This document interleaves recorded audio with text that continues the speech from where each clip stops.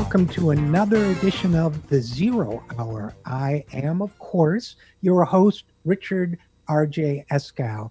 In this hour, we're going to be looking at two things that shape our world even more than we often imagine. One is our assumptions about the economy and specifically the federal budget. So to take a look at that, we will be talking with economist Stephanie Kelton about her new book, The Deficit Myth, and about the school of economics known as modern monetary theory. We will also be talking with a journalist and filmmaker, Ben Norton of the Grayzone, about Wikipedia and tech companies and how they manipulate our understanding of reality and how that manipulation went haywire for the Grayzone itself. So I think you'll find both these topics of great interest. I believe you will. Please stick around. This is the Zero Hour.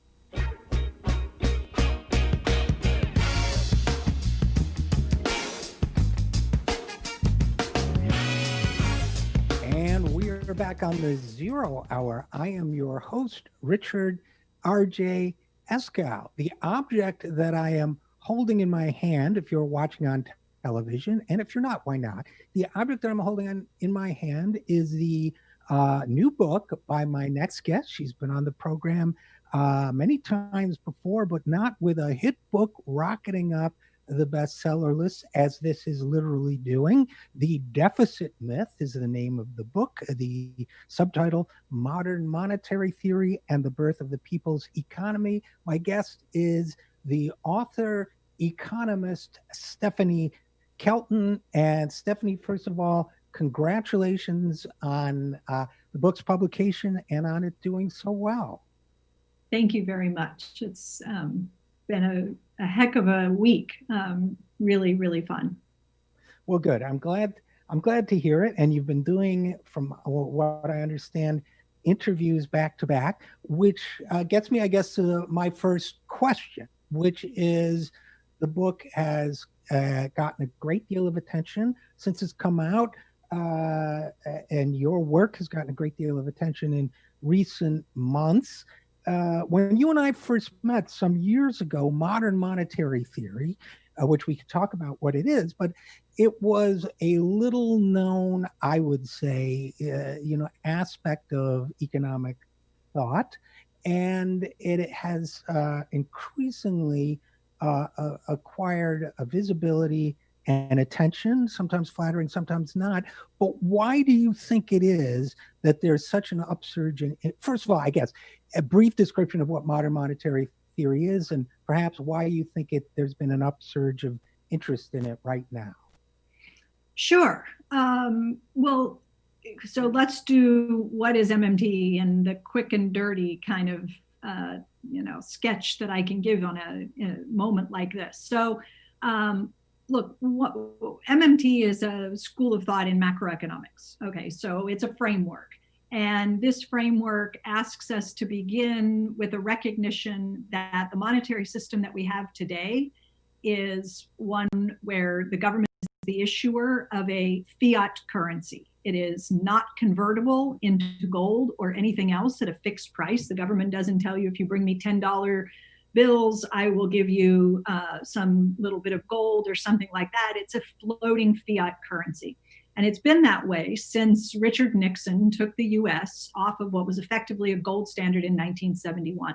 So we have this different monetary system now, and we still, in very many ways, have a political discourse, policy debates that are wrapped around a belief that somehow we are still on a gold standard. You hear people talk about, how are you going to pay for that? Where will you find the money? What does that mean? Find the money, like it's an Easter egg hunt, or like you literally have to go mine gold in order to fund government spending. So we're asking people to recognize that many of the things we've been taught to think about, the way where the government gets money, how it spends, the role of taxes, deficits, and debt, so much of what we've been told is either wrong or inapplicable or both. And so MMT tries to set the record straight, paint a clearer picture of how the economy works, how the monetary system works, and point to the fact that that opens up a lot of policy space. There are things the government can do with the federal budgeting process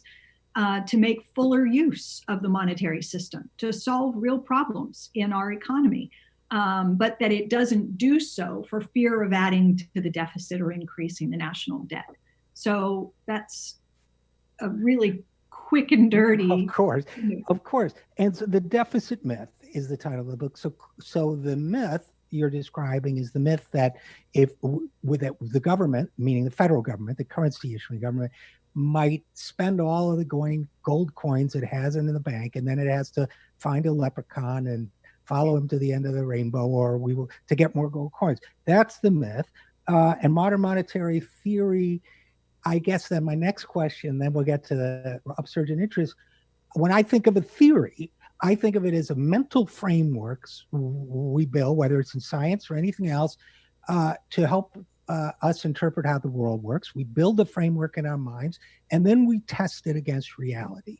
Now, I would argue, or it could be argued, that modern monetary theory has been tested, in fact, over and over again in the last decade against reality. So first part of the question, do you agree with that?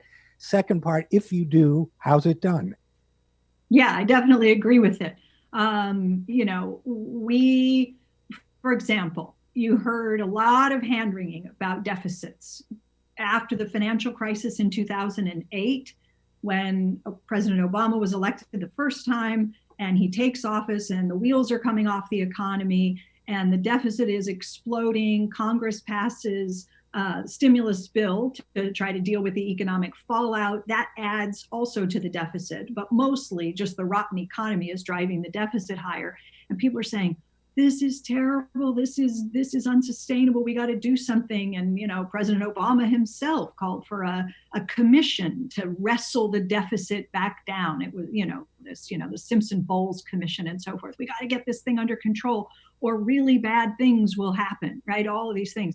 And so, roll the clock forward, and we're told that the accumulated debt that resulted from all of that deficit spending was going to leave us in worse shape fiscally, that it was adding to our country's fiscal woes, and that Congress was going to have to act to rein in the debt and bring deficits down. We wouldn't be able to afford things. What happens? The Republicans come in. They massively cut taxes at the end of 2017. They passed the so-called Tax Cuts and Jobs Act. That adds another couple of trillion to deficits. You hear all kinds of hand-wringing. Oh, it's the end of the world. Interest rates are going to spike. We'll never be able to spend again. Former Treasury secretaries warning that the U.S. would be living on a shoestring for decades to come, that we would not have the fiscal power to respond to the next downturn because we had just added to the deficit. And boy, our hands are tied now. We won't be able to do anything. Fast forward. Where are we? Coronavirus. What does Congress do?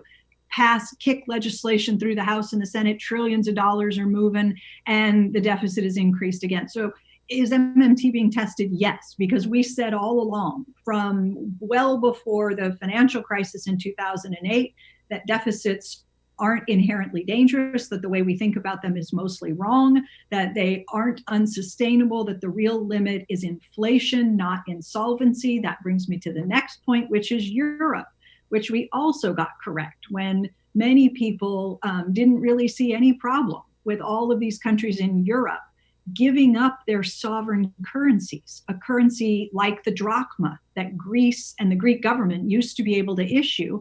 All of these countries gave up their sovereign currencies. And a lot of economists said, so what? What difference does it make, right? You don't really need fiscal policy anyway. You just need a central bank with credibility, and the central bank will steer the economy. And this doesn't pose any problems. In fact, it increases efficiencies because now these countries can all trade with the same currency.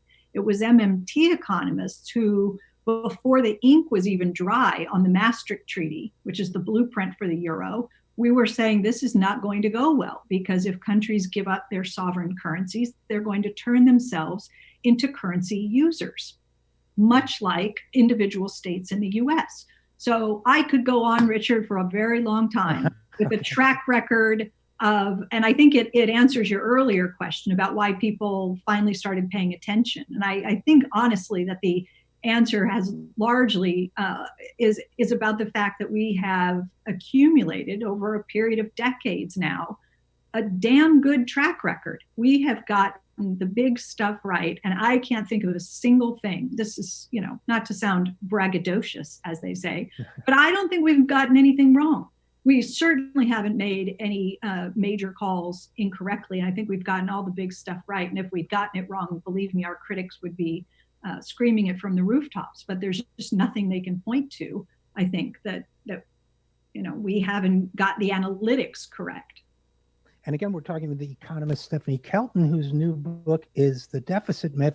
And so again, it seems like I may be over parsing the title, but I think it's important. Modern Monetary Theory and the Birth of the People's Economy. The Europe example seems to be one dimension of that phrase, people's economy. To me, it means that what the European countries did by sacrificing their own currencies and subordinating to a collective currency was they lost an important dimension of their democracy or their democratic autonomy, as we saw in the case of Greece, for example. There's an interlinking between the issuance of currency and a people's ability to govern themselves. At least that's the way I read it. Is that right? And is that part of the thinking of a people's economy choice of words? Yeah, absolutely. There once was public money and now there isn't. And the inability of a government to exercise the power of the purse, if you like, to solve problems when the economic conditions are changing and your economy is deteriorating and you can't simply step up and act on behalf of the people of your country to protect, to support incomes, to defend and protect jobs and protect your economy, because you have to go ask somebody else, may I do this? May I have permission to do this? Can I have the money to fund these programs? You definitely place yourself in a subservient position vis-a-vis your own currency and your ability to care for your people. So, you look around today in the US and you look at these governors. You got governors from one coast to the other, Cuomo in New York, Gavin Newsom in California. They're all begging the federal government for aid because state governors, can't issue the currency. If they could, they'd handle the problem themselves. There's a reason that they're imploring Congress to get them the aid that they need. It's because, like these European countries, they can't act on their own to deal with the problem. So, yes, you're correct. Okay, and I'm glad to hear it. And Stephanie Kelton, there's another dimension of this people's economy phrase too, which is, and perhaps this has something to do with both the enthusiasm the idea has generated and the opposition that is generated too, which is as long as, even within the United States, as long as people believe that there are external rules regarding deficit spending and that to violate those rules is to create disaster, then also even within a country like the United States, in my view, that means giving up some of your democratic autonomy to the experts, the ones who have the secret knowledge of how such things work, of at what the levels at which you can spend or not spend, borrow or not borrow, why it's bad, what kind of government spending is acceptable, not acceptable, so that in effect, a theory that says, no, that isn't the issue, those aren't the limitations, and we can get to what the limitations are, but as soon as you say, no, those technical beliefs are not the limitations, you have more authority for the democratic process, but less for a certain select group of people who have expertise based on the former beliefs about the deficit. I think you get what I'm driving at. Who are treated as people with expertise. Okay. Yes. I think that's exactly right. They are gatekeepers and defenders of a certain status quo. And I do hope that one of the things that this book accomplishes is that it is empowering to ordinary people who don't know the secrets of the temple, and who, we're bombarded every single day with these myths. And, while the book is called The Deficit Myth, there unfortunately isn't just one deficit myth. There is a web of entangled myths that feed on one another. And the first 6 chapters of the book each take up a different myth. So there are lots of them. And, people just don't know better. And you're right that there are so-called experts who espouse very technical, very often empirical. They sound compelling, right? They'll put a model out there. They show you charts and graphs and numbers and tell stories about the risks and dangers associated with deficits. And then our politicians can, in fact, empathize with voters. If voters are frustrated that people don't have adequate health care, that our educational system is becoming so unaffordable that people can't, send their kids to college, that our infrastructure is crumbling, and your congressman or congresswoman comes back to the district and gets up at a town hall and faces his or her constituents, and the constituents are railing, why aren't you doing more for our district? Why aren't you bringing this? Say, oh, I would love, believe me, I wish I could, right? I'd like to bring back more, but we got this deficit, we got this $23 trillion debt. And then everybody goes, oh, that's right, we can't do, and you go back into docile mode because you think that those are the real limits that constrain our ability to do things. So it provides a certain protective cover for a lot of people. For certain choices, yeah. And it's always been striking how Republicans, when they're out of power, say we can't afford it. And when they're in power, say $2 trillion here for a tax break, $6 trillion here for potential bailouts, businesses. Fine. Their monetary thinking anyway seems to flip. And Stephanie Kelton, I guess the other, and I really want to talk about this with you because I think it's a misconception, but the other thing I hear a lot about modern monetary theory is, well, they literally think money grows on trees. There are no limits. It's a magical universe where you can do anything you want all the time. And I just, that, first of all, that violates the way the human brain works. We don't believe in magical everything all the time. But secondly, my limited understanding is that that's not the way modern monetary theory works, that there are limits. They're just not what we've been told they are. And if that's right, maybe you could explain that a little bit. Exactly. So the limits aren't the ones that we've been taught to adhere to. So the first chapter of the book is called Don't Think of a Household, and that's what we've been talking about. The federal government doesn't have to operate its budget like you and I do because it's the issuer of the currency, and you and I are just currency users. So they get to play by a different set of rules. Now, does that mean that there are no limits? That because the government can issue the currency, they can issue it willy-nilly, spendthrift, no regard, deficits don't matter, just have it all, spend? The answer is no. The second chapter of the book is titled Think of Inflation. So right away, I get to the heart of the limits. The constraint is in our real economy. So Richard, all government spending today and yesterday and last year and the decade before that, all government spending is carried out by Congress passing legislation, authorizing a budget, instructing its bank, the Federal Reserve, to carry out the payments on behalf of the US Treasury. How does the Fed carry out the payments? They use a keyboard at the Federal Reserve Bank, and they change the numbers in the appropriate bank accounts. If Congress says we're going to do a big defense contract with Lockheed Martin, they type Lockheed Martin's gives birth to new dollars. So a dollar is born. Now that dollar can travel around the economy. Okay, so the government hires some workers to do infrastructure, or some builds a hospital, or whatever the case is. Somebody gets paid. And now with that income, somebody can pay their rent. They can go have a meal. They can go to a movie. I mean, in normal times when we're doing all that, right? So now the restaurant owner has a dollar and they pay the busboy. Now the busboy has a dollar and he pays his rent. And now the landlord has a dollar and he goes to a movie, and you see how this dollar is changing hands and helping to support jobs in our economy. The dollar dies when we send it back to the government. So when you write that check out to the IRS, usually on April 15th or thereabouts, you're sending those dollars to the graveyard. So what I'm saying is there is a natural way that the amount of dollars is regulated. They get spent into existence, and then they get taken out, they die when the government taxes them back. So what is the limit? The limit is how much can the economy handle in terms of total spending?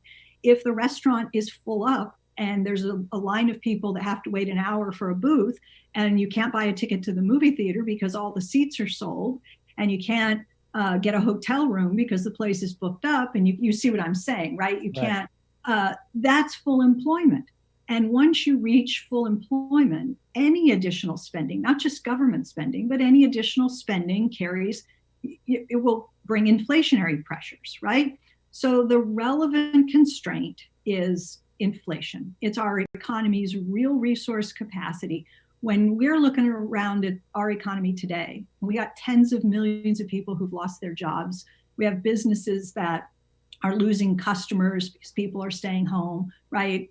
More spending less. We have a lot of slack in the economy, and that creates space for some spending to take place without creating inflationary pressure. So the limits are in the real economy.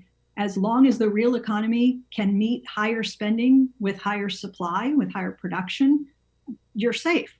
The limits come in when you run out of resource capacity. You get to full employment. So let me ask, and again, we're talking with Stephanie Kelton, author of the new book, The Deficit Myth. So let me ask another question, a more prescribed or limited and, absurdly simplistic question about inflation. But let's say that the government, Congress passes a law that says that it is going to buy a bouquet of flowers for every adult in America. That's okay. Let's say that's 300 million plus a vase. That's 300 million Americans. Let's say it's $70 a bouquet. So that's what? Now we're talking about seven trillion. I'm not sure. I can't do the math in my head and broadcast the show at the same time. But it's trillions of dollars, I guess, when you're done, and certainly billions. And so that's okay from a modern monetary theory point of view. The spending is fine, but there are only so many flowers in North America. So at some point, there are going to be so few flowers left for everybody else that a bouquet of flowers is going to cost $1,000 because it's an utter rarity. They've all been harvested and given away. Is that another example of a real world limitation to government spending, or does it just not make sense? Well, I give you credit for thinking of something that's both beautiful and very outside the box. Look, I take that as a no, it doesn't make sense answer. It doesn't make sense to make a pledge to deliver a real thing to the people of this country if you don't have the material resources to make good on that promise. But having said that, if the government committed to this flower delivery program, which I quite like, it could begin hiring people, and a lot of people whose jobs would be to grow flowers, right? So I guess the question is, do you have some idle labor kicking around, and do you have some fertile, I don't know, ground, whatever you need to grow a bunch of roses or tulips or whatever? But that's the limit, right? That would be the hitch. Is that the right way to say it? The hitch in the program, carrying it out successfully, would be whether you can deliver the real goods, right? And so therefore, to me, it seems that smart policy making from an MMT point of view would be, before you roll out your flower program, instead of saying, well, we don't have the money for it, I'm going to hate myself afterwards that I didn't do it in my head, because normally I could do it in my head, but whatever it is, that we don't have the money for it, which is the way it would work today. A smart economic policy process under MMT would say, let's figure out the current flour producing capability. Do we have the ability to do it? Do we have the resources to make ourselves able to do it before we decide? And what would the impact be on the whole flour economy and the economy as a whole? And you would do all that before you made the decision to do it or not do it, but you would not do it based on an artificial belief or constraint around deficits. You would do it around resources, current and potential in the future. And if you can do it, then you do it. If you can't, then you adjust the plans accordingly. Does that make sense? It makes perfect sense, Richard. Let's do it with infrastructure and healthcare, just quickly, because I think that would make sense. We have, the American Society of Civil Engineers comes out with a report card every couple of years, and they give us the grade for America's infrastructure, everything from wastewater treatment and airports and hospitals and bridges and roads and dams and all that stuff, right?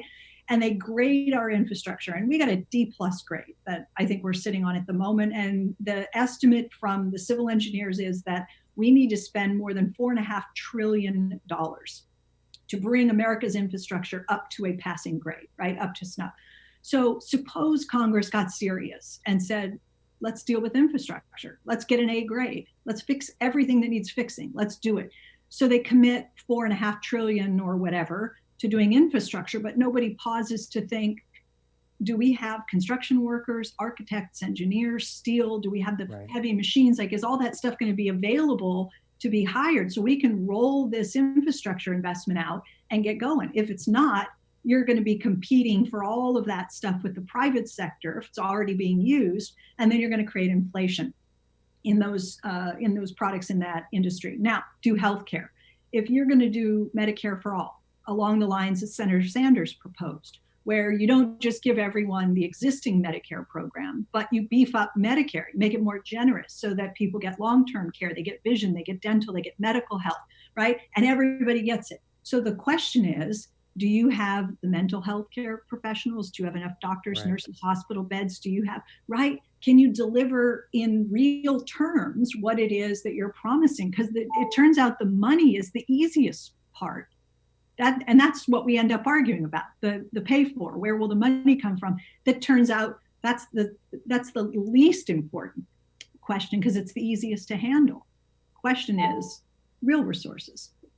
And then I guess the end point, if I'm understanding correctly, Stephanie Kelton, from an MMT point of view, would be, once you've enacted some of the programs you talk about in the book as potential, I mean, as you say, it can be used for conservative goals and has been, as well as progressive ones. But let's say, we have Medicare for all, we have a jobs guarantee program, we have other progressive programs in place.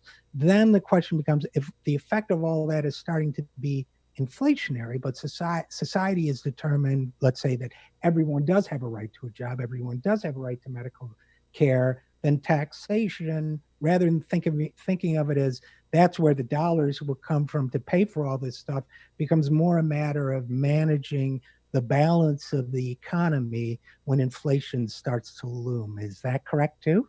Yeah, if the impetus, if the thing that's driving the inflationary pressure is too much spending in the aggregate, right? That the whole economy is trying to spend too much, and producers can't keep up in terms of supply.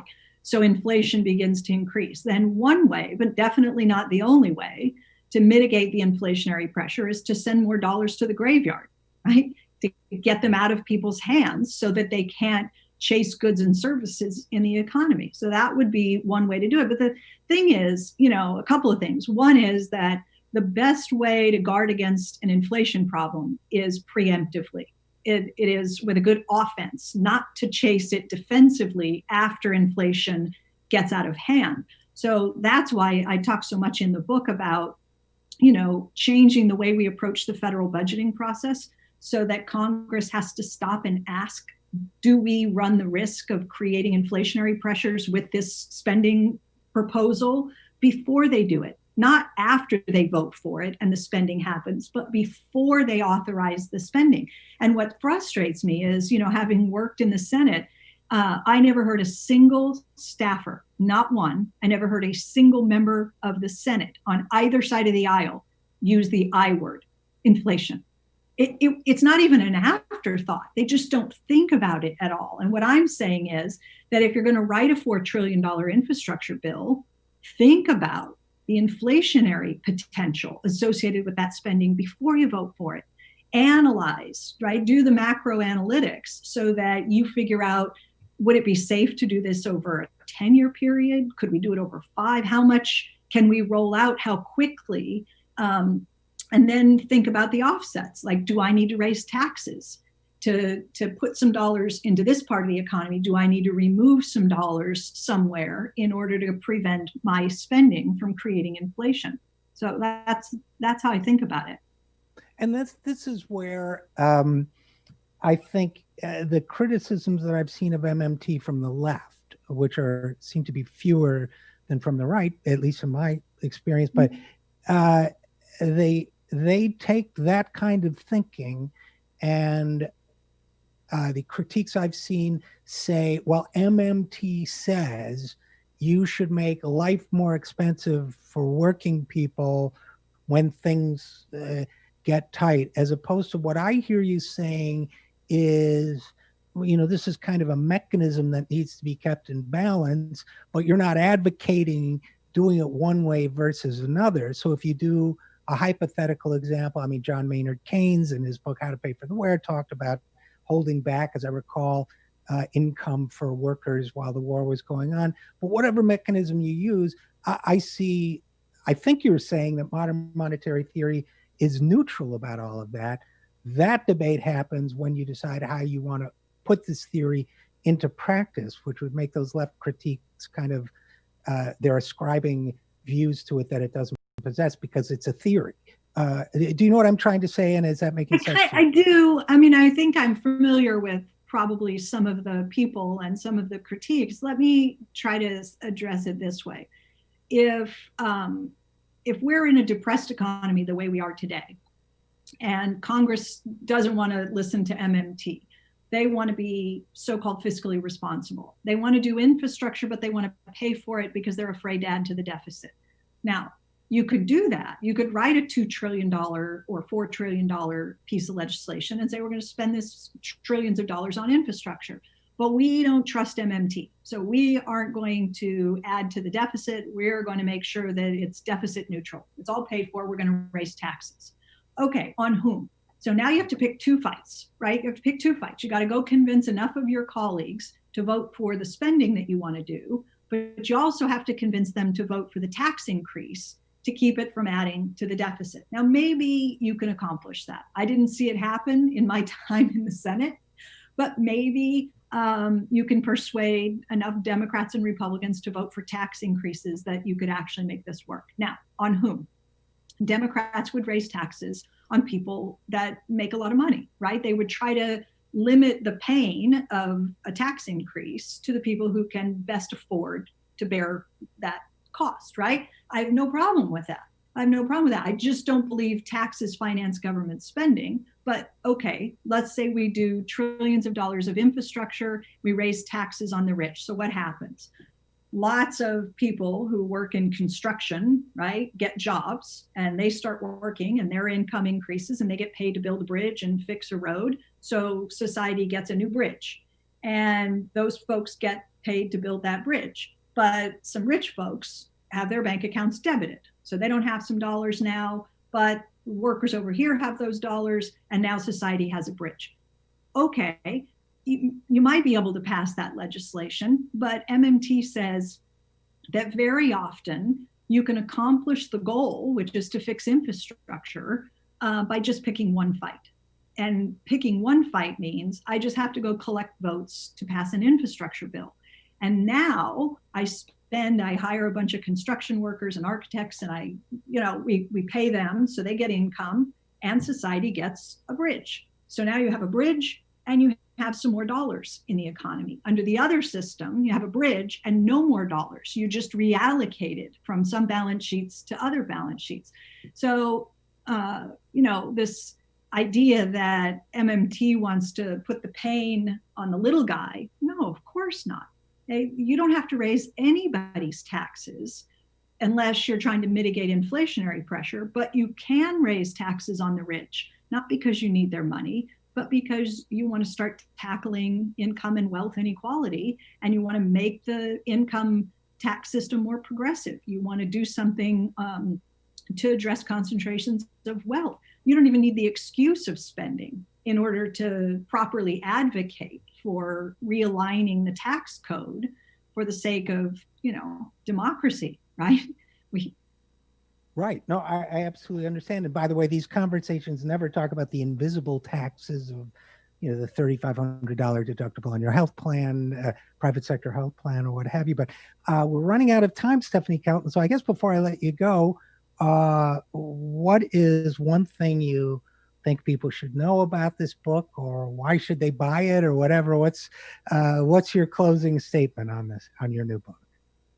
Well, like you said, I'm delighted that last night I got a call from my publisher, and that's when I learned that the book is now on the New York Times bestseller list, and it's only been out a week. So it's a really amazing response to the book. And I think, I want to empower people. I want to change the political discourse. I would like us to stop debating the wrong things and start debating the right things. I would like everyone to feel comfortable participating in that debate and feeling a sense of ownership in the policy debates that we have, and having the confidence that, what they say, the government, what they ask of the government is actually possible, and understand why. And so I hope that, it helps people better understand how the economy works and how we could build a better economy. That's really what it's about. Well, in that case, we'll leave it there. And again, the book, which I hold in my hand, The Deficit Myth, Modern Monetary Theory and the Birth of the People's Economy. Stephanie Kelton, thanks so much for coming on the program. It was great to talk to you. It's always a pleasure. Thanks for having me, Richard. You bet. And we'll be right back after this. I am Richard RJ Eskow, and you're listening to The Zero Hour.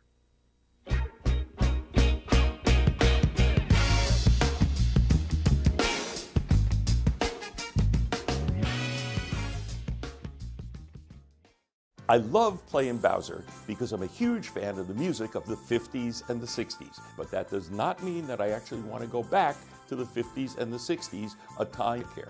And I certainly don't want to go back to a time before Social Security, when a majority of American seniors lived in poverty. After a lifetime of hard work, you deserve a secure retirement and your hard-earned benefits. That's why I've teamed up with Social Security Works to fight to expand, not cut, your Social Security and your Medicare.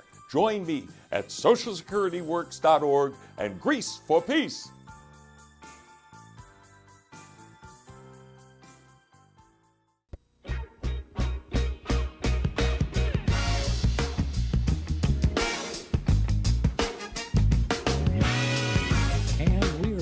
The Zero Hour. I, of course, am your host, Richard RJ Eskow.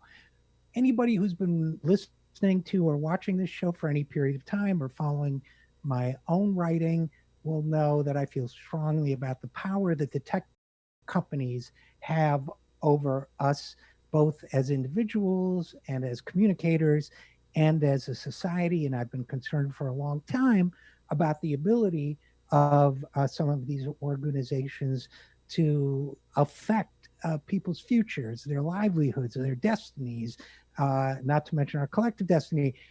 And here to talk about that with us now is journalist, writer, and filmmaker Ben Norton. Ben is the assistant editor of the Grayzone, and in that project, he works with our friend Max Blumenthal, who's been on the show many times. He is also producer of the Moderate Rebels podcast, which he co-hosts with Max. And he has his own website, bennorton.com.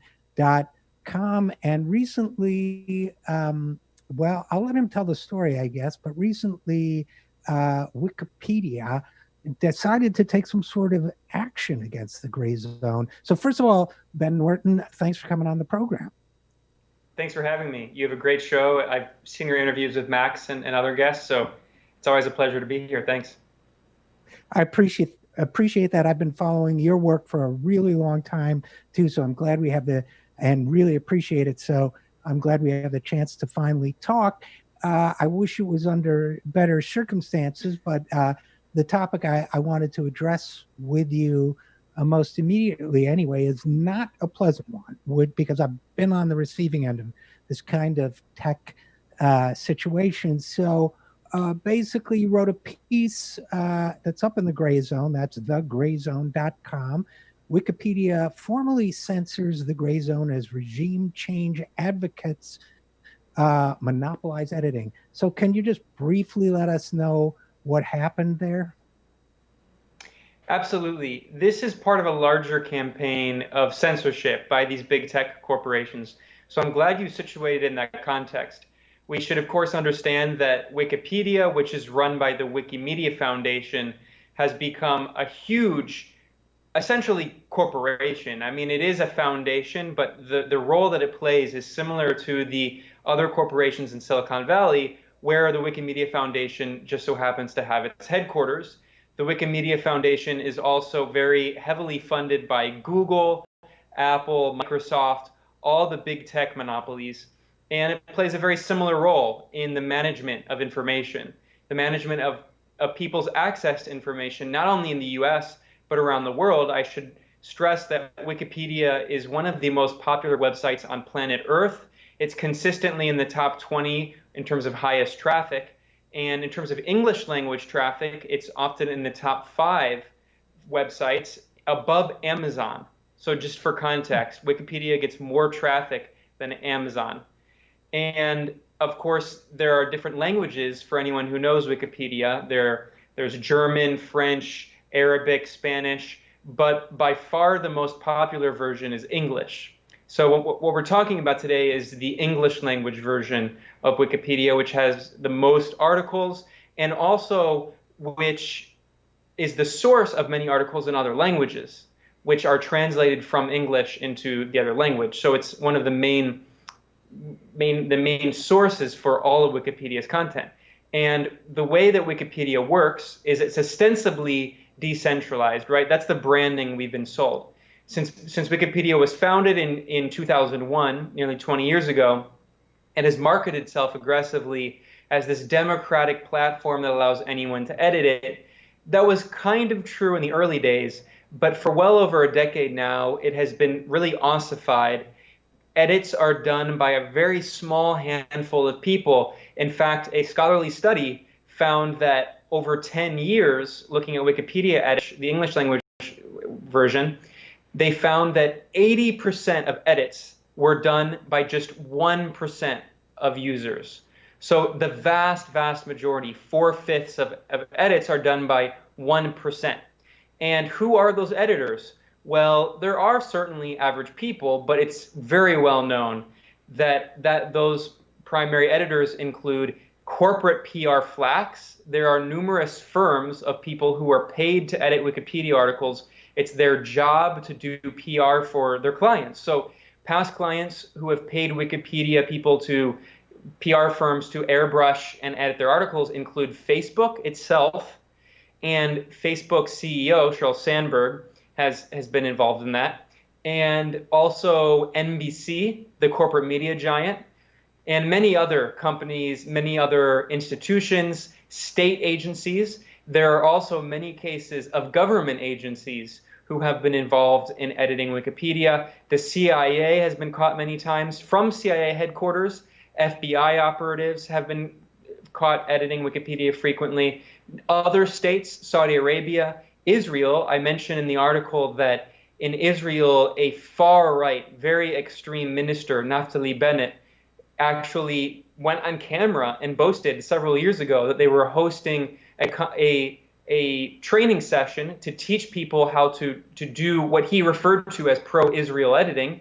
He referred to it as part of a propaganda battle of Hasbara, of Israeli propaganda, and they even acknowledged, as was reported in the Guardian newspaper, that this Israeli council was hosting a competition for the best Zionist editor, the most pro-Israel editor. So, of course, it's become, over the years, as I said, totally ossified, dominated by a small percentage, 1% of users. And in English, we're talking around 3,000 editors who do the vast majority of the edits.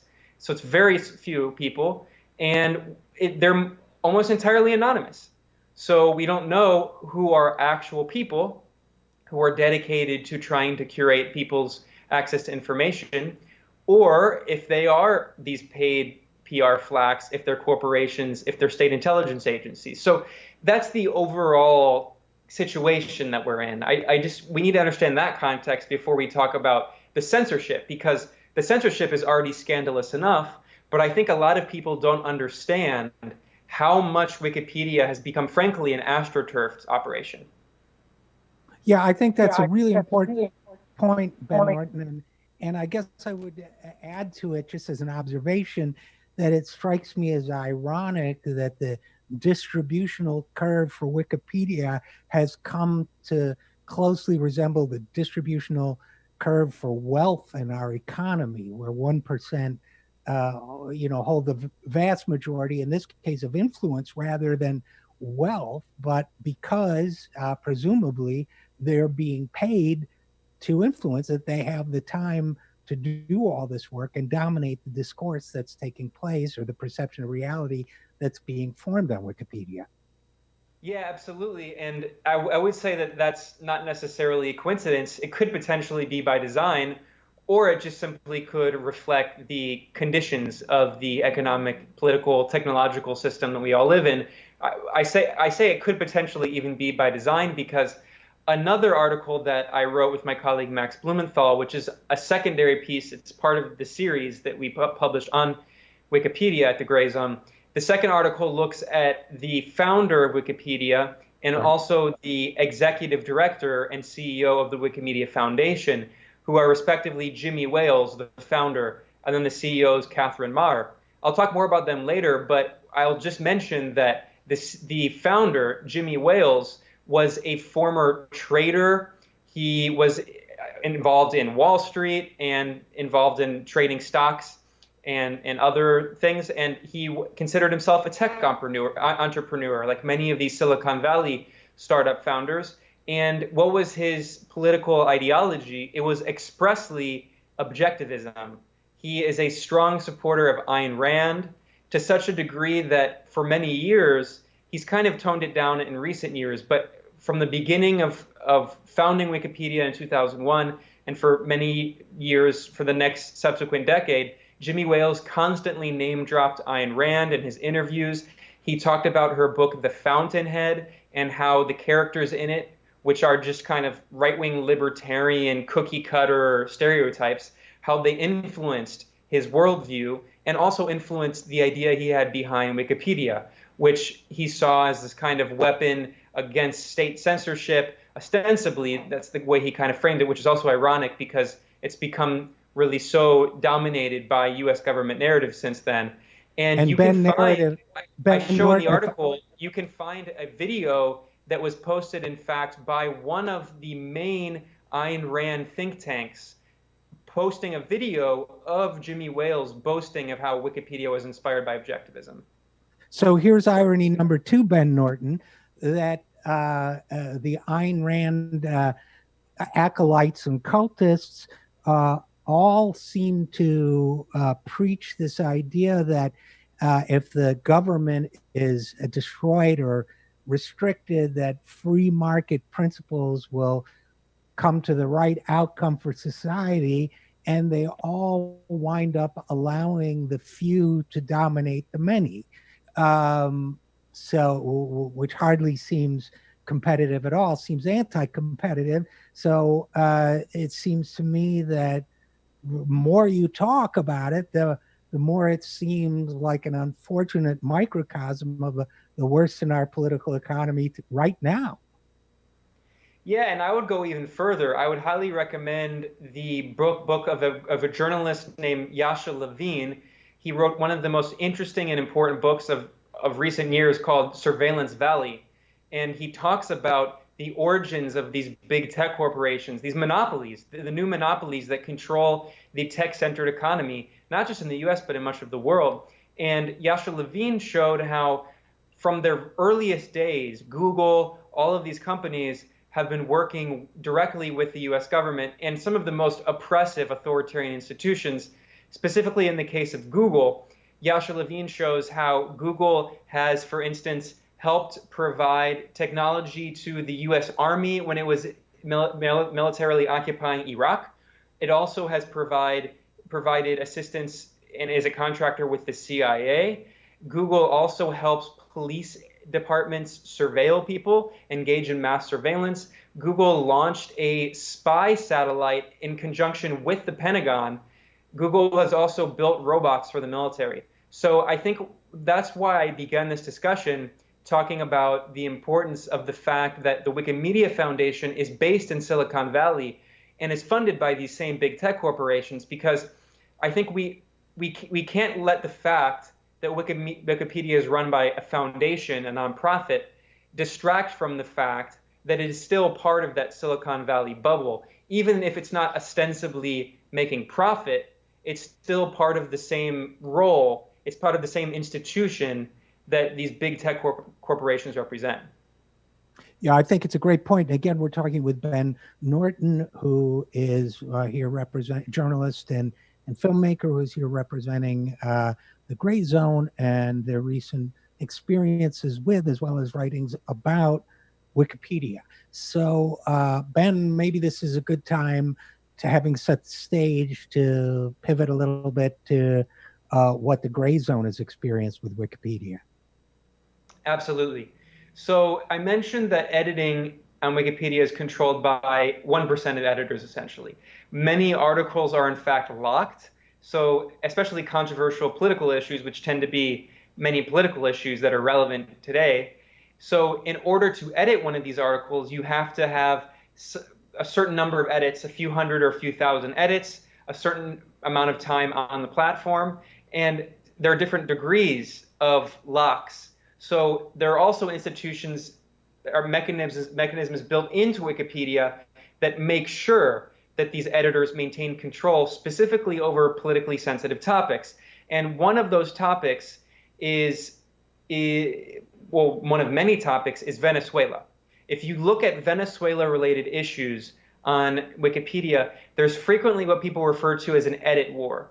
An edit war is where different editors will change something and then change it back and forth every day, every few hours. So what happens is that admins, and there are very few administrators on Wikipedia, they will lock the page, and then there's a discussion going on, what's called the talk page.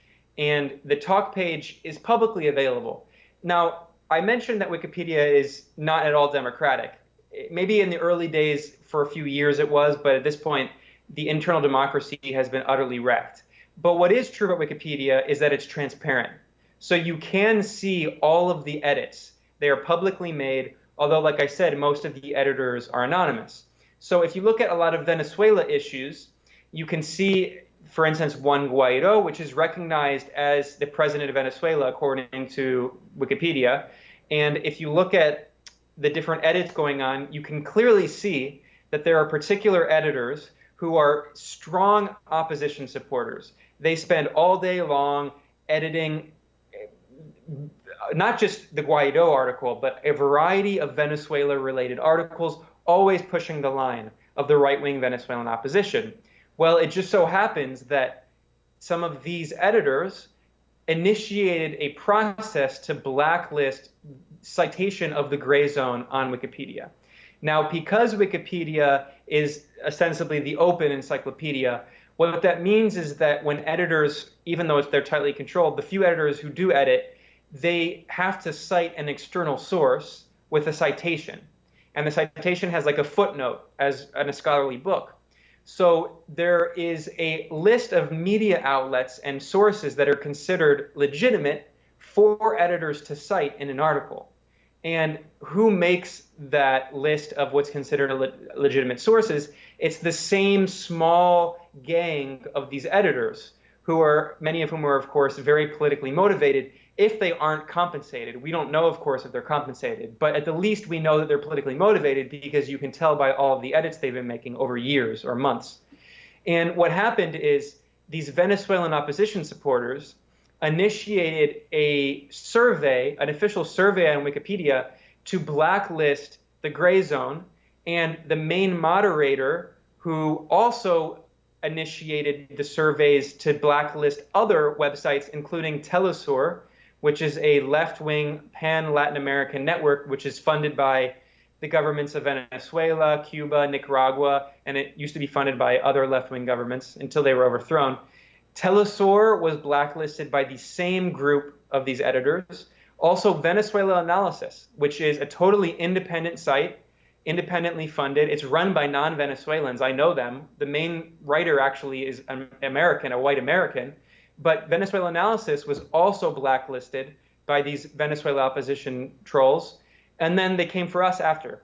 So we are officially blacklisted on a Wikipedia list, which I can talk more about, but it's called deprecation is the process. And what's so insidious about that is that it puts the Grayzone on the same level as ridiculous websites like the Epoch Times.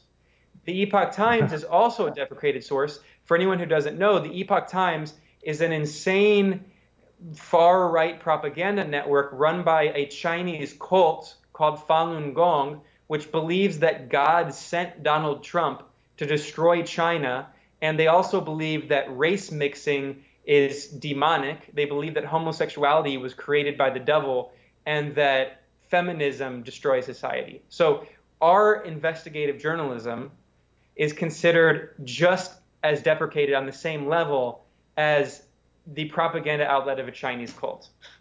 And that's it for this week's program. For the rest of our conversation with Ben Norton, please go to www.youtube.com/The0Hour.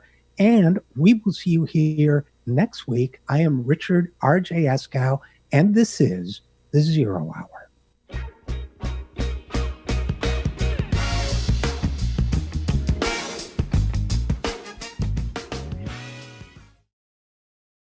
I love playing Bowser because I'm a huge fan of the music of the 50s and the 60s. But that does not mean that I actually want to go back to the 50s and the 60s, a time before Medicare. And I certainly don't want to go back to a time before Social Security, when a majority of American seniors lived in poverty. After a lifetime of hard work, you deserve a secure retirement and your hard-earned benefits. That's why I've teamed up with Social Security Works to fight to expand, not cut, your Social Security and your Medicare. Join me at socialsecurityworks.org and Grease for Peace.